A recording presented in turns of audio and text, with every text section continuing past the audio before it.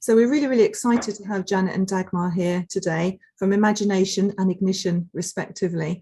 Janet and Dagmar are going to lead us in a fascinating conversation over this concept that I hadn't come across before myself, called brittle, anxious, non-linear and incomprehensible world that is emerging. And I know there's so many moving parts with things that are happening at the moment, and all our clients and organisations have got questions and things they're working through. So I'm really excited to have Janet and Dagmar here. Without further ado, I'm going to hand you straight over to them. Janet and Dagmar, the floor is yours. Great. So thank you, Nicola, for such a lovely, warm welcome. And thank you to everyone for being here on time today and for investing your time and energy in sharing our perspectives on how to mentor and coach leaders and teams to adapt and grow through disruption.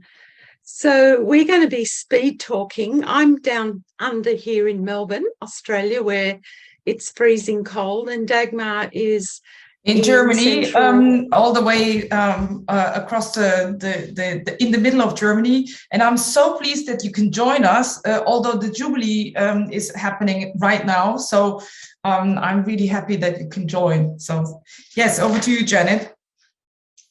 Great. So for those of you that like a structure, I'll just quickly run through what we're hoping to achieve and how we'll deal with that. So a lot of you are aware of volatility, uncertainty, complexity, and ambiguity. And what we're going to do is really shift from that towards what we call BANI, and Nicola introduced that, and we'll go into that in more detail. So how do you manage its impact on the current chaotic and unpredictable world? The other thing is that because you're all here and you're probably much wiser and more experienced than us, is to have the safe space to share insights and learnings for helping clients and ourselves deal with some of their languishing and anxious states. I don't know about you, but I've been doing coaching on Coach Hub and Better Up, and I can't say a single client who isn't suffering from some level of anxiety. So it's a challenging time. Develop a range of simple strategies and techniques for resourcing clients to be adaptive and to grow.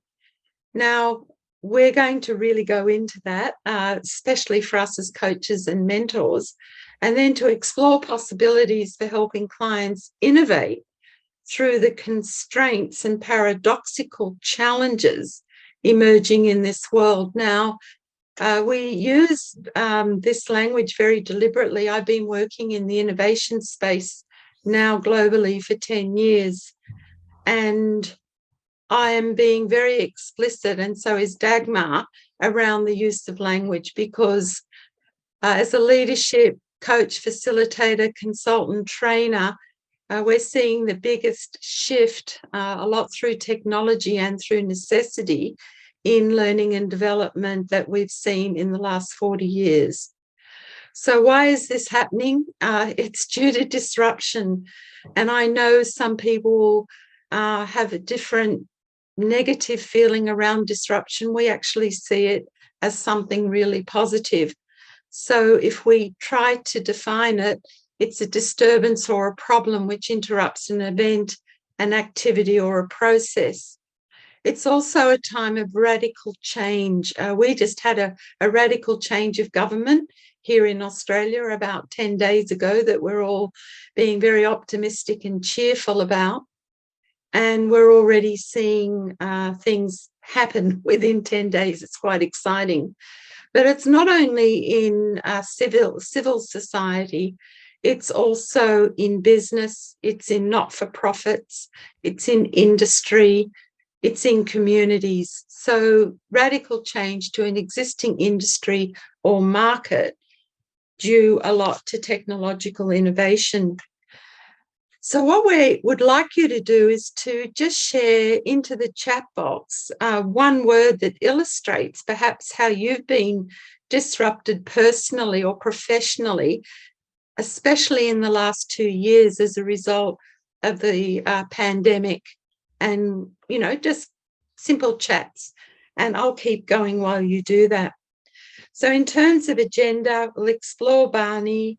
We'll talk about how do you coach and mentor in a BANI world? How do we do that through cultivating collective intelligence?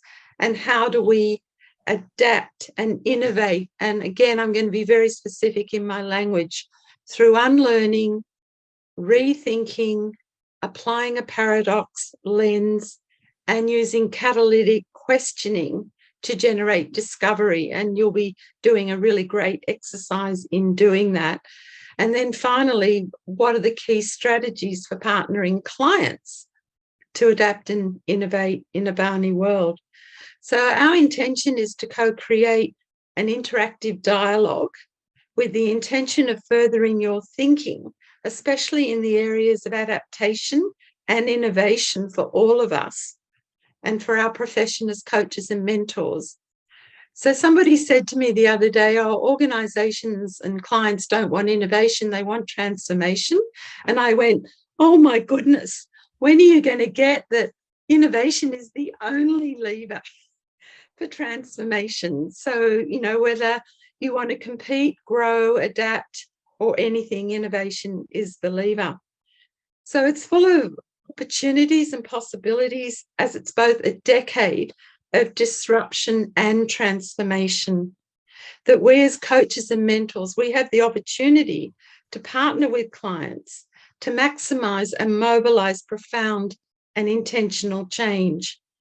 And we're going to just give you the tip of the iceberg to know how to apply innovation as a lever for strategically and systemically driving change, business transformation initiatives, and sustainability. And as you all know, it's really important. It's really important to do this in safe, purposeful, creative, and inventive ways that add value to the quality of people's lives in ways they appreciate and cherish. So, Dagmar, yes, you wanted to add something. The chat box is really resonating with what you just said. So it has been tough on all levels. Somebody was mentioning managing emotions of the staff are really, really tough. There's something on busy NHS wards that I don't want to imagine, and I can imagine, but it's tough. But at the same time, there's also a mentioning on, well, we have planet and people depletion, but also there's connectivity now with people. So there's something positive in it. But there's also, we have to step out of comfort, but there might be also new thinking possible. So you're in the right session with tackling this today. Great, thank you. And hopefully, if you've got anything else you want us to cover, let us know in the chat box as well. So here we are running ahead of COVID, a potential recession, climate change, and biodiversity collapse. So there's so many disruptive forces impacting the world as a whole, and they're really landsliding, like you can see in the cartoon, towards us. And I just need to emphasize we have to approach it strategically and systemically. And here's just a few things that are happening. I'm sure you're all aware of this. Coaching's exponential change. We now nearly have a government that is 50% women. That's an exponential change for us here in Australia. We've got coaching platforms through digitization. We've got a second pandemic, or, you know, a variation of COVID. We've got the war in Ukraine that is impacting not only on energy prices, but it's going to impact on the supply of food. We've got civic and societal changes, massive changes. We've got the aging baby boomers, climate change, a lot of economic instability where we've got failed countries, and we're just about to enter the age of the metaverse, which is the age of virtual reality and artificial intelligence. So with all of this, I'll now share with you what we mean by a BANI world. I didn't invent this. It's actually 2 years old, and it was given to me by a client. We've been working with a client in global pharma who have a big responsibility to lead innovation in their region, and they were stuck in inertia and paralysis. We call it the innovation permafrost, because they didn't have the safety and permission to experiment and learn from their mistakes and to take smart risks. And a lot of what we did with the client was to actually acknowledge that, you know, they shared this slide with us initially, is that, you know, life is brittle, and you might have heard the term anti-fragile. The world is highly fragile. A virus can suddenly appear. A competitor, look what Elon Musk did to the price of Twitter and to the price of Bitcoin. Jobs are no longer guaranteed, positions are not synonymous with security, and career changes are normal. There is the interconnectedness that some of you mentioned, but if one part fails, the ripple effect might be disastrous to a wider system failing.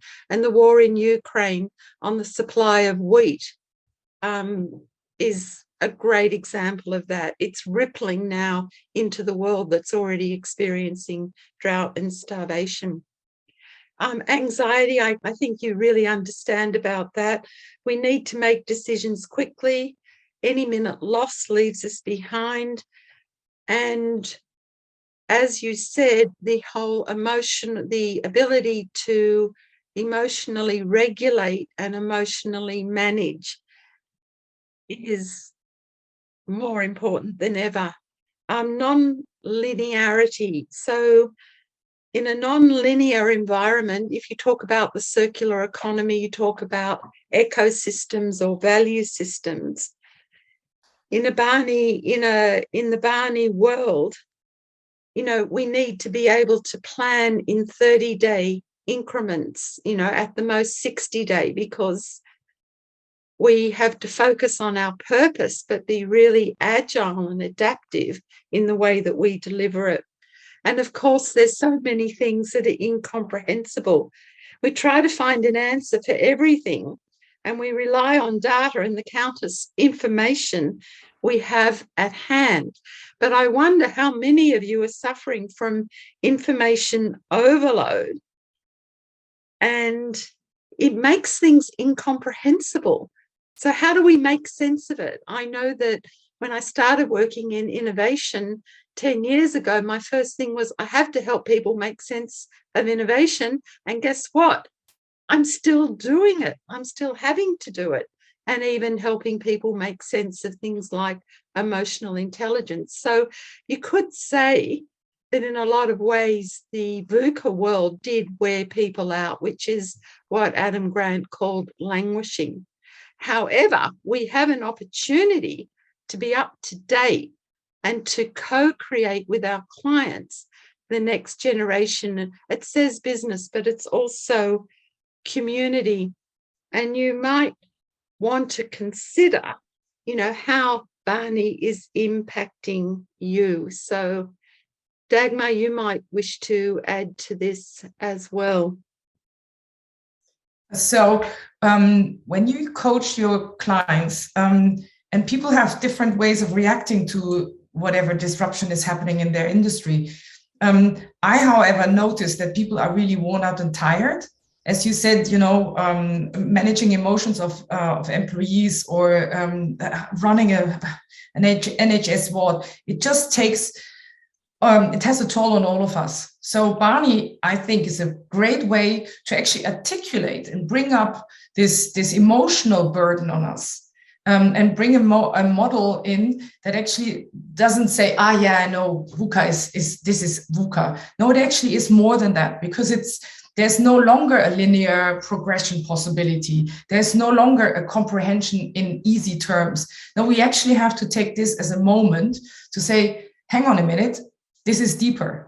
So let's go over to the point where BANI has maybe created, or this term can help us to say, well, there's actually a term for this change in our business world, where there's a decade of disruption actually also leading into a general transformational moment. So this era of disruption has actually seen a certain way of reacting. Yeah. So you said comforting lies. Yeah. Let's stay with the comfort. Let's stay with something that is true to us, and stay reactive, but also realize that we are confused and anxious. But there's a fine line here. And I was talking to a client the other day who said also about managing emotions of their employees, that said, you know, I realize that I'm coming to this tipping point where I can't handle this anymore. And I get really into complete exhaustion and overwhelm. And we know that burnout is a point, yeah, where it's just no longer manageable, and where we have to say non-adapting or ignoring is one way to react to this disruption, because yeah, it's too hard to handle these complex emotions. But actually, it's a very thin line to come to a state of sickness and mental sickness. And I think the reports on the Great Resignation, they just confirm that people are fed up. They want to get rid of, listening to lies, but they also don't want to hear unpleasant truths. But at the same time, BANI as a model brings this emotional connection up to us, to our minds. And we as coaches and mentors, we can actually say, well, this is a moment where we are all realizing we are worn out by VUCA, but we also can say this is an opportunity to actually get up to date. And what do we mean by that? It actually means also that by perceiving this moment as a turning point and making space, and that's I really treasure also that Janet taught me to say it is a space where human beings have to realize and acknowledge what does that mean to me, and it's very personal as a realization, and acknowledge that yes, this is crisis. As the Chinese say, Wei Ji, it's a crisis and an opportunity at the same time. But we need space and human space for this moment of adapting and growing and flowing. That's an ambitious word, but flowing with disruption to get ourselves and our clients up to date. And by up to date, we also mean how do we actually lead in this uncertain time or this disruptive time? How do we lead an era of disruption? So in a minute, we are going to discuss what you observe in your clients and how do they get through this time. But we also think there's a time for us to help them stay resilient, get back into confidence, so that they actually look at the outcome that is really important and is the simple, most important value creation. Stay connected, help each other, bind together intelligent and intelligible solutions, but simple and in a pragmatic way. It also is, and that's where the mindset comes in for an innovator, it also needs some sort of boldness and a way to actually be adaptive, agile, and imagine a new way of forward and collaborate towards it. So Janet and I were thinking that it made sense now here to have the first breakout session. And if you don't want to participate, but in order to co-create together with you a new way forward, or a way in which you can actually find your role as a coach and mentor, what are your clients' key challenges these times?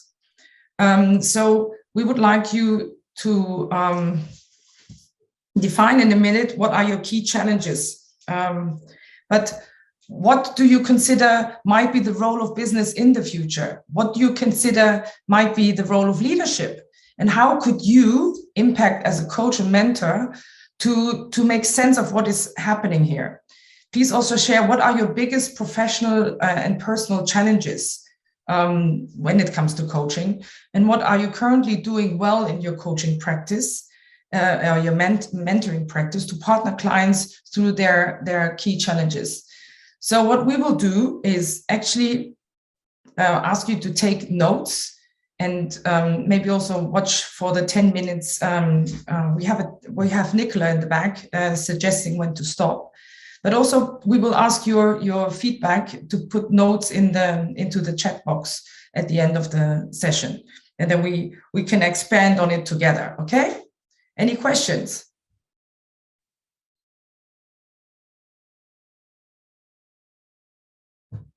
Okay, so just curious to hear about what might be the role of business. Do we have any chat notes on that, Dagmar, on the role of business that I haven't. It's a BANI experience. Okay. That's the first. Florence, thank you. It's a BANI experience. I like that too. So, role of business or the role of leaders. How could we as coaches? New word, Manal. It's prepare for economic resilience. Yes. Yes. Very interesting. It's almost like Dagmar and I have had a prequel because we've both been living overseas for a number of years. I was living in the Middle East and Dagmar was living in the Far East. And I tell you what, when you relocate again after doing that, you really learn to be economically resilient. Yeah, and also learn to be resilient and you don't see the same conflict as your neighbors or your friends. Yes. So role of leadership came out in our, role of everyone is a leader. Yeah. Availability of the leader, teams are the new heroes. Great one. Have a vision and make sure everyone connects and aligns to it. Yes. Be humble and inclusive of all stakeholders. Oh, this is really good, Florence. Thank you. Leadership needs to define values such as compassion and agility. Exactly, Manal. This is what we've been talking for so many years, because it's a time of emotional transition, but that needs space and a safe space. Role of emotional intelligence. Sharif, yes. So we as coaches can contribute to that. Now, Janet, how can we do this? Tell us, or anything else? So, before we go out of the breakout rooms, I just like, if you want to unmute yourself, one of the things that we talk about, I know as coaches, we're really good listeners and really good at asking questions. So I'm really curious, as you were just in a room with, three other people, what did you notice as some of the challenges and some of the possibilities? Let's just hear a few quick shares from people of what stood out for you. What did you listen for? What did you notice? Just if you want to open your mics, unmute yourselves just to share with the group. Because part of this new world is around cultivating collective genius. And collective genius, there'd be hundreds of years of experience in this group of 24 people today. So share, what you heard or what you think around what are some of the challenges and possibilities that emerged in your conversations. Ruth and Nadia were with me in the room. I was with them, and Nadia had a challenging assignment, is to coach the healthcare staff, especially the nurses, and she's a psychologist, I believe, and her services came at the right time. Whether the services were appreciated or not, that's a different story. But it was quite challenging, and she felt that she was doing the right thing at the right time, and helping the frontliners to put up with the pressure. And so I believe what she was doing was great. I went through more or less the same thing. I was coaching 12 CEOs in the healthcare sector 6 months before the pandemic and 6 months into the pandemic. And of course, they appreciated the fact that we focused on engaging with their people, encouraging them, sending them SMSs every morning, especially the nurses, visiting them, walking by, managing around. So technology was used extremely well. and all the CEOs who were working, as individuals, they started collaborating because it was something big, needed their collaboration, and the coaching started, having more meaning to them, and it was really good, and it was really useful. Yeah. That's great. So thank you, Sharif. So what I heard Sharif say, it's really important to be empathic and compassionate and supportive, because a lot of people are feeling helpless and hopeless. And the other thing is to be really generous of self, I think. One of the things I've noticed, especially that I'm learning how to speak coach through the working with Coach Hub and Better Up, which I'm loving, is going back to fundamentals, like how do you take personal responsibility? How do you self-regulate? How do you self-manage? If you can do that, how can you help other people around you to do it? How can you be less reactive? So it's almost like going back to a lot of 101, very uncomplicated, pragmatic principles.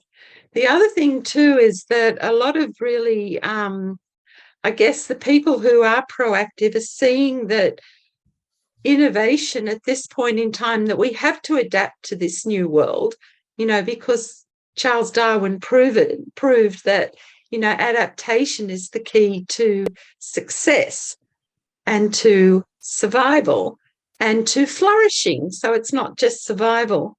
So where I got to, especially after living in the Middle East for 6 years, more in the conflict zone than in the safe zone, is that innovation is the lever for positive change.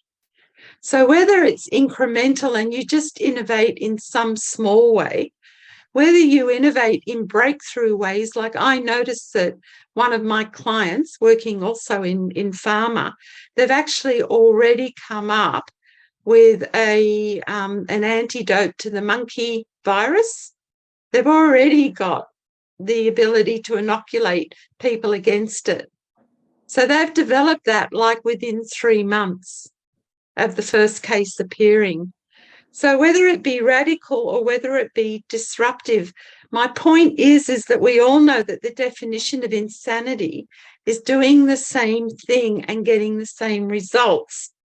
We all know, especially in business and in civil society, that presently we keep on getting results that we don't want, or most of us don't want. So therefore, we have to approach the world differently. So I'm going to quickly share about how we might do that. So here we go. First thing is, and this is giving you from my own personal experience when I relocated to the Middle East 12 years ago, I had to unlearn everything that I knew because it was totally irrelevant to that environment. So if you take a moment to consider how much time and money and you've invested in learning to be the best you can be as a coach or as a mentor or as a consultant, you are going to have to discern what it is you need to unlearn and let go of because it's no longer relevant in this BANI world. Like I learned living in the Middle East at that time, 12 years ago, humanistic leadership was not appropriate. It needed to be courageous leadership. We need to rethink. We need to know how to rethink. We need to teach our clients how to rethink. It's really important. If you look at Adam Grant's book on rethinking, he starts to tell us that we need to examine the way that we perceive the world and to think differently about it. The other term we love is we need to elasticize our thinking. We need to be open-minded, open-hearted, and open-willed, and to integrate, and I'm going to use, again, deliberate language, our inductive, deductive, and abductive thought processes.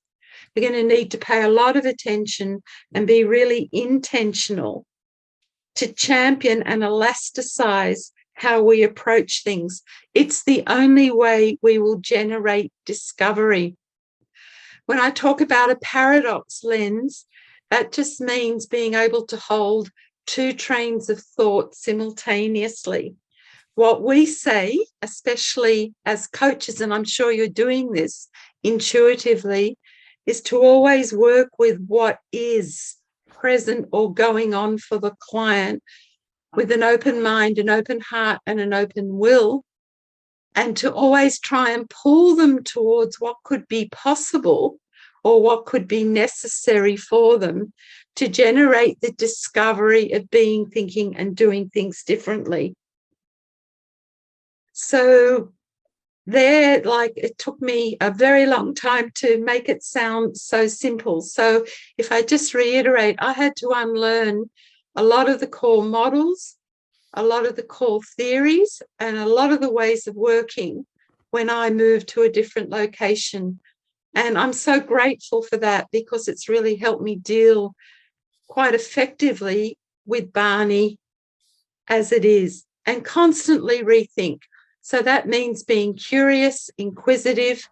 It means evoking, provoking, and creatively challenging. It means being able to have multiple lenses and really generating discovery at a much deeper level for your clients. So the nutshell is, according to Ilana Nidalo, who came up with has a book on elastic thinking, is you just got to let go of what made you comfortable in the past and be accustomed to ambiguity and contradiction. Rise above conventional mindsets, reframe the questions we ask. We're going to go into an activity shortly where you'll get a chance to do that. Have the ability to abandon those beliefs and assumptions and open ourselves to the new emerging paradigms.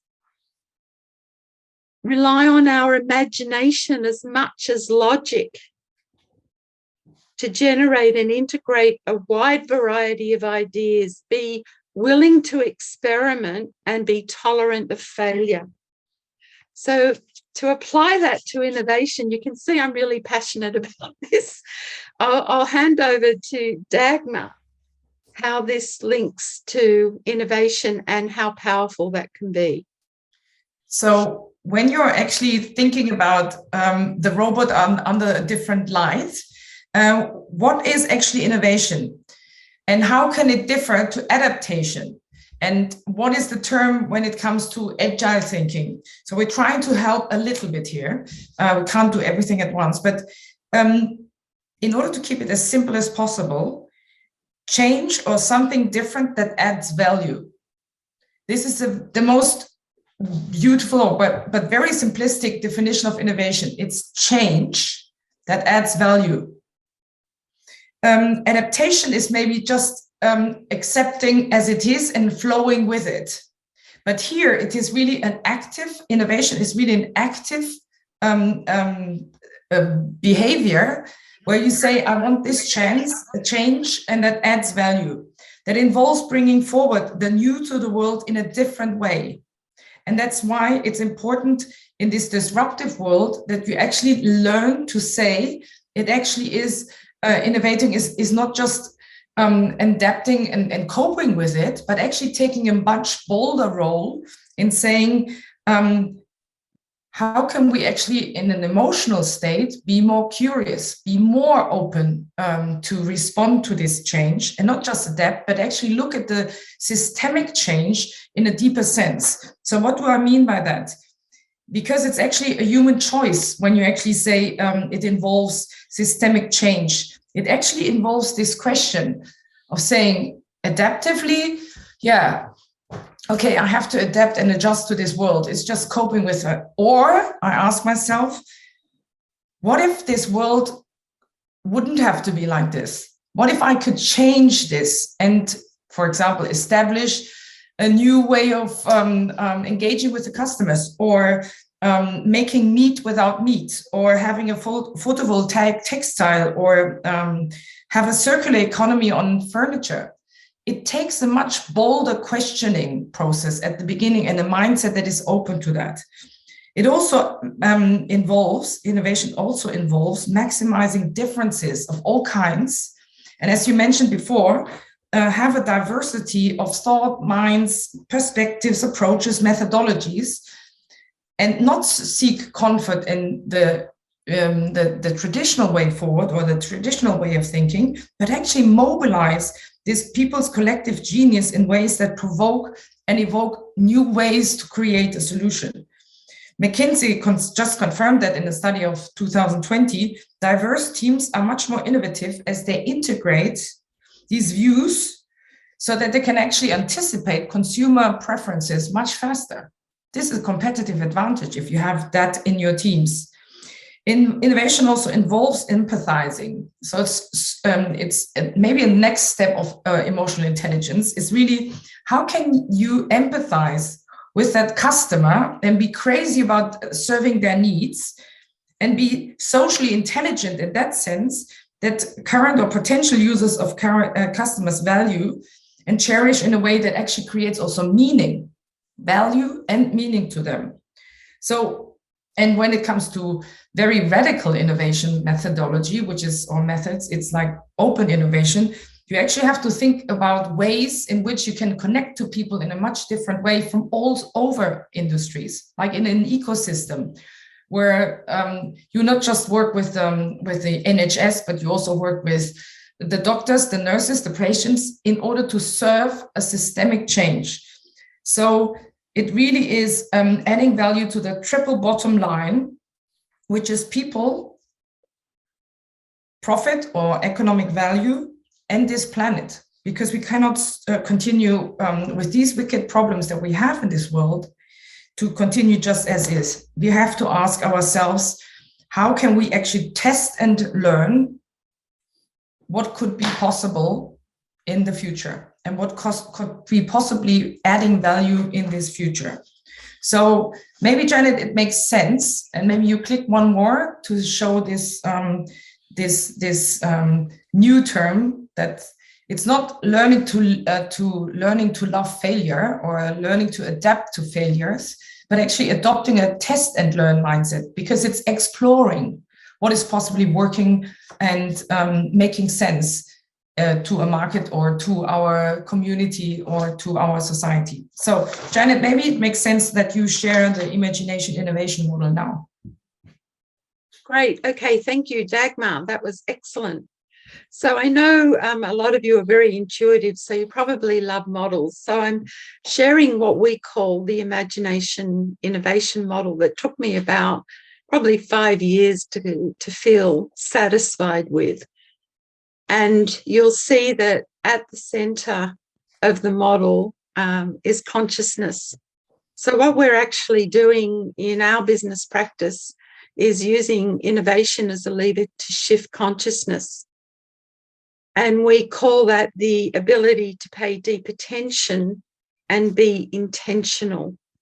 So we use Theory U as our learning framework in our programs to emerge innovation, which means that it is totally new and fresh from the emerging field. So I know that sounds sophisticated, but it's just saying really deep self-awareness, really deep awareness of the system, and really strong ability to connect to self and other and to the environment. So it's initiated exactly as I just said. There are 5 phases. The first is the connection phase. So connect to self. What do you deeply care about? What's your passionate purpose? How do you want to add value to the quality of people's lives in a way that they appreciate and cherish? Then we explore what is the opportunity, what is the problem, what is the challenge? Where do you want to play in the world? How do you then generate discovery to be inquisitive and curious and generate and create new ideas, evoke and provoke new ideas? Now, we call that the front end of innovation, and a lot of you probably are really good at design thinking and you're really good at startup methodologies. So we spend a lot of time helping people connect. So connect and be compassionate, explore, being inquisitive and curious, and discover through questioning, listening, and debating, constructively debating.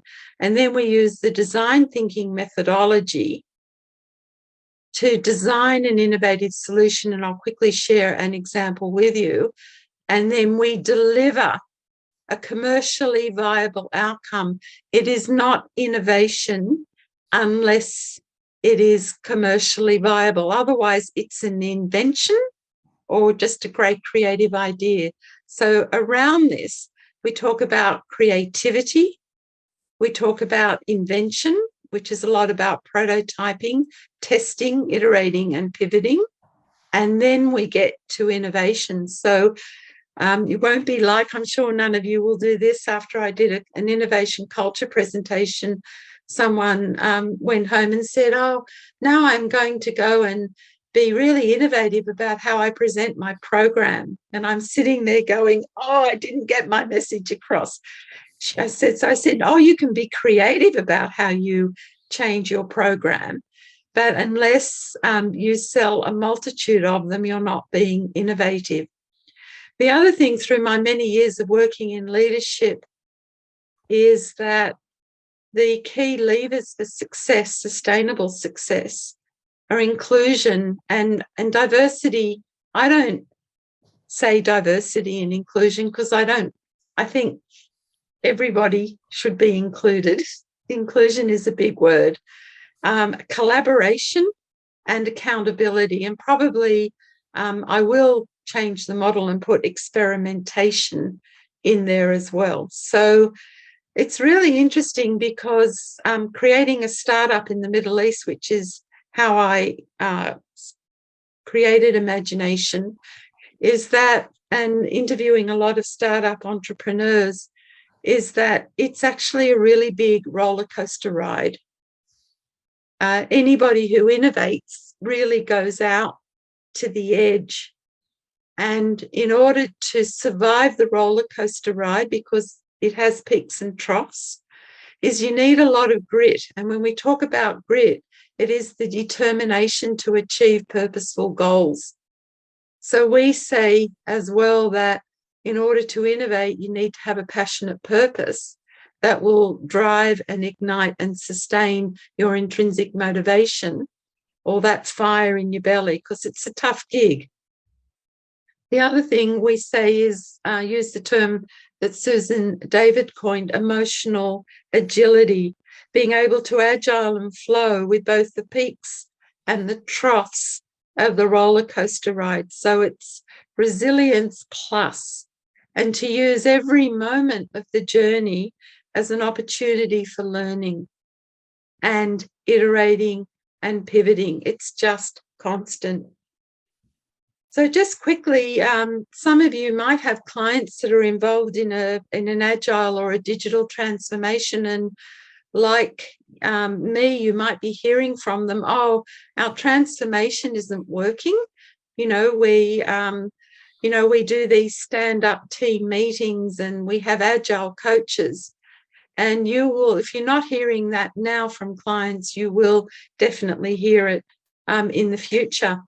So one of the things I did is I got certified as an agile coach a couple of years ago, so I could make the link between what they're doing and what we do as coaches and mentors. And it's really interesting is that most agile and digital transformations actually don't pick up on the people side of innovation.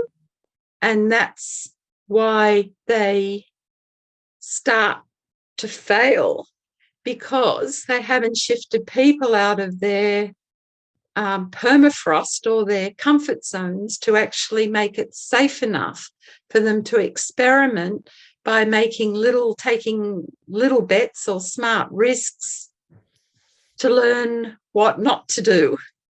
So very often now we're going in and helping people deal with their fears of failure to safely experiment, develop the emotional agility and the grit to stay in the game and take the smart risks that result in true transformation.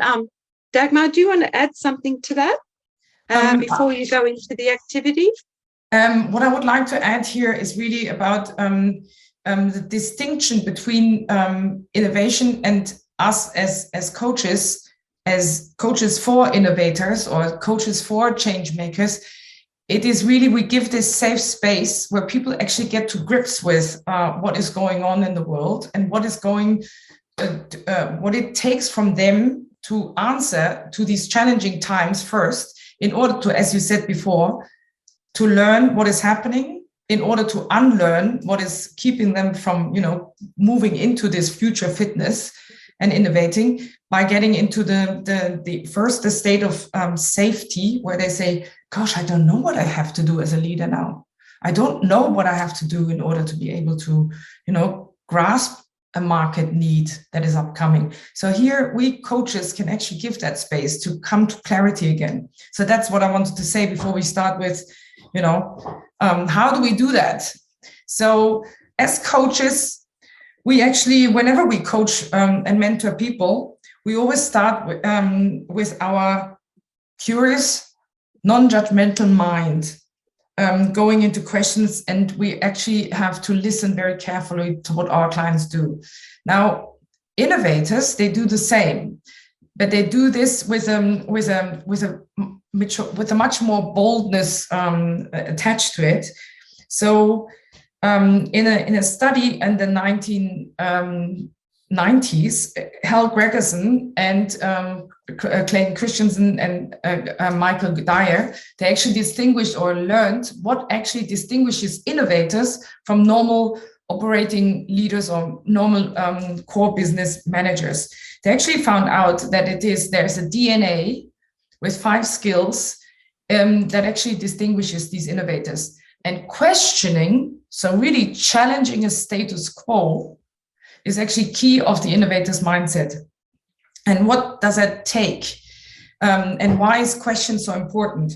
Innovation needs this questioning mode, because it's in the process of innovation. And some of you mentioned Sharif mentioned the design thinking. It's not a linear process. It's actually always coming back and forth in order to explore what does it actually mean to solve this problem. So there's a curiosity really that needs to be put into place, asking, so what does this situation look like, and what is this situation influenced by, without judging. And people jump very quickly to the solutions that they know, comfort zone. It makes them feel good as leaders. Yeah, of course we do it like this. We did that before. But actually, whenever there's an innovative challenge ahead of them, with a beginner's mind and really with a fresh mind, you can actually learn to ask these more useful questions that help you to distinguish the different perspectives. You also have to learn to discover what could be true for the customer or for the user. It's not for me. It's not for me, the leader or the team member. No, it's actually about customers because you want to create value or commercial value or non-commercial, but still attractive value. Creativity is also something where you actually have to ask very bold questions or come to those crazy ideas when you ask bold questions. So, and make those crazy connections in your mind. And it could be that you have to stay very open to people who think completely different, not get angry, and actually absorb, what do you actually mean by that? So, as mentioned before, it's also an age of collaborating, or a moment of collaborating, because you make it possible to move forward together. And that's very important, because when you build an innovative prototype, you actually have to build it together. And so it's this questioning in order to catalyze really a new way forward and solve problems, not in the old way, but actually in an innovative way. So what do I mean by catalytic questions? And they are really kind of different, but we are used to asking good questions. But catalytic questions is to go beyond what first appears to be true, and instead to really probe the root causes or the root issues. This, of course, you can say 5 times why, easy, can do that. But it's also to go really deeply down. Hal Gregerson from the MIT, he developed a thing that we are going to teach you or show you. It's the question burst. It's a process for asking questions, making sure that we haven't missed a larger, more fundamental issue, so a systemic issue that could be impacting the customer experience and the customer preference. So Janet, hand over to you to show our video on question burst. Yay, here we go. Certain times involves facing challenges that we care about deeply, but that have us unsure about how to make progress. Often we get stuck. We not have the answer. We are asking the wrong questions. In this kind of situation, posing a different, better question can have a catalytic quality, sending energy down a new and more productive pathway. Most catalytic questions work by challenging some limiting assumption or reframing the problem in an insightful way. Working with many problem solvers over the years, I have developed the question burst, an effective exercise for arriving at a better question. You can use it individually or as a team and in any situation, work or life, where you're feeling stuck and trying to imagine new possibilities. If you make the question burst process a regular practice in your organization, it can foster a stronger culture of collective problem solving and fearless truth seeking. Select a challenge that you care deeply about. Check your emotional temperature by writing down 1 or 2 words that describe how you feel right now about that challenge. Invite a few people with diverse perspectives and experiences to join you in the question burst exercise. Or you can even do it yourself, as I often do, using a question journal. Set a timer for 2 minutes and lay out the challenge for your group. Focus on why you're stuck and how things would change for the better if the problem were solved. Now, set a timer for 4 minutes and collectively generate as many questions as possible about the challenge. Try to get 5 questions per minute and observe the following rules. Contribute only questions, not solution ideas. Give no preambles or justifications to explain a question, which could bias the listener. Don't answer any questions. That's for later. Ask short and tough questions, but keep them non-toxic. Listen actively and write every question down verbatim. Now, recheck your emotional temperature and note how you're feeling about the problem. 85% of the time, people feel better about their challenge.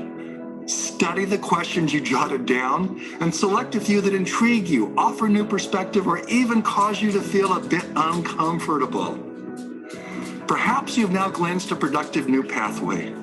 In fact, about 80% of the time, this exercise delivers at least 1 question that provides a powerful new angle for making progress. Pursue that line of inquiry by committing to a course of action. Get out into the world. Find even more compelling questions that can become your answers. Remember to repeat the process and create increasingly better questions to sustain progress on any challenge you face. The question burst process can be a great gift to your colleagues, your organization, and the world. It can help you find and solve problems more productively. Engage with others more deeply. Spark the creativity required for innovation. See the big picture and exert more strategic influence. If we learn to pause in our pursuit of answers, to consider whether we could be asking a better question, then we can foster a culture of fearless inquiry, make surer progress, and deliver wiser impact during disruptive change. We will share the link with you so that you can use how Gregerson's question burst process is very generous, and you can play with it yourself. But you're actually now going to go into breakout rooms, and you've had enough time to consider what your key challenge might be. So you'll have 2 minutes in your breakout rooms to share what is your key challenge, and just choose one to work with as a group. The group does nothing but asks questions, and I want you to notice how hard or how easy it is to come up with nothing for 4 minutes just to ask questions. No answers, no explanations, justifications, and choose one person to write down each question. Then you've got another 4 or 5 minutes to have a debrief discussion within your group. What were the insights? Were there any reframes? Did any ideas for solutions come up? And we want each group to share at the end of this, what were your most compelling questions? And what was the single question that mattered most to your group? And if you've got time, ask, why was that question so impactful, and ask 5 times. So we're really curious to hear how you go and what you end up with. And we thought, this is one I made up yesterday. What is the value I could potentially to deliver to my client that enables them to safely connect to their true passion and supports them to achieve their desired outcome? I had a very problematic client, took myself through this process and came up with that question and ran the most amazing coaching session. So there you go. So your time starts now. Nicola will put you into rooms, and she has put the instructions as well into a Google document. And curious, what was interesting? Did it help you find new ways of thinking? And did it help you was it hard to just ask questions? Yes, the interesting point is you hold your horses not to answer the questions and to dig more into more and more questions. Okay. Yeah. So it really is a great practice to actually just be doing, producing questions. Expansion of perspective, exactly. Good point. And Ruth is saying, I like not having to answer. Ooh. Did I misunderstand that, Ruth? Oops. Sorry, I thought it was quite nice the way you don't have to answer straight away. Uh-huh. We were providing questions for someone, and it kind of in terms of the train of thought, it was quite nice just to be able to shoot them and for them to use then to see what they're drawn to. I found fascinating. Thank you. Good. It had, Sharif is saying brainstorming style. Yes. And how did that actually affect, how did somebody then react to, with all the questions that were unloaded on him or her? How did that feel to get this sort of brainstorming style width and depth? How did you experience that? Was it useful, fruitful? It was useful to expand the thinking and to have different perspective. But the point is, I need to understand when we were in the group, when we got into the group debrief discussion, we got the insights and we got the other last 3 questions, but reference to reframes and solutions, we didn't go to this. So actually, we didn't get what we need to do about these 2 points, reframes and solutions. Yeah. It's a great question. You keep on repeating the questioning until you get the insight. See, it's very much a calibration process. Mm. And it's like when you're coaching, you, depending on the client's response, gives you the feedback of the next question to ask.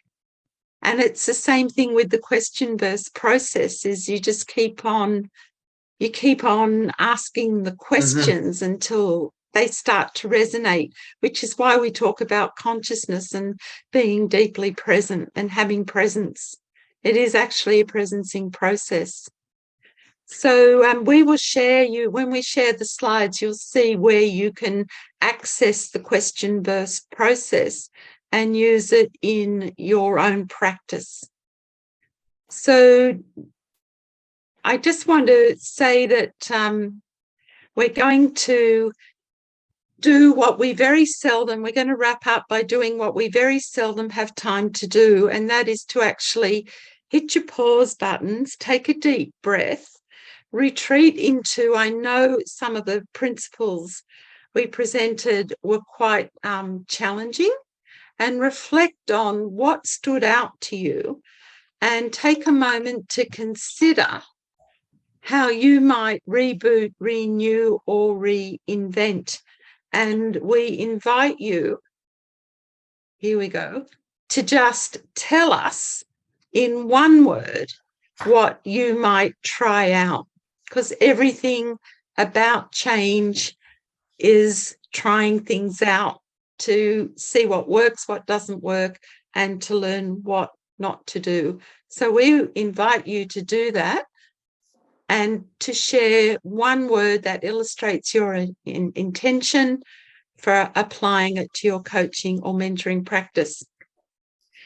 Whilst you're doing that, for the sake of time, I also want to mention that we do run an ICF accredited continuing coach education program called the Coach for Innovators, Leaders and Teams. And we have a program starting in October. And when you get a copy of the slides, you will see that for EMCC members, we will offer you the program at the super early bird price to save $400 US. And it certifies you as a coach for innovators and enables you to join our amplifiers community. So we say that all of these skills can be learned, and it's up to us to take responsibility and step up and role model and lead and sponsor people and partner with them to co-create the next generation of business with clients in both a decade of disruption and transformation. And how to do that is the final tip, is that innovation begins from the heart. It begins with what you deeply care about, and it's about enabling clients to be passionately purposeful, aligned to their values, empowered and enabled to co-create and capture new value differently. At the end of the day, it's about improving the quality of people's lives in ways they appreciate and cherish. So we have a unique moment in time to connect and to do this. So I just want to hear what your words are, and then we will wrap up. So if I'm trying to be creative here and see the words that are appearing, so people are probed here to shift into this quest of accelerated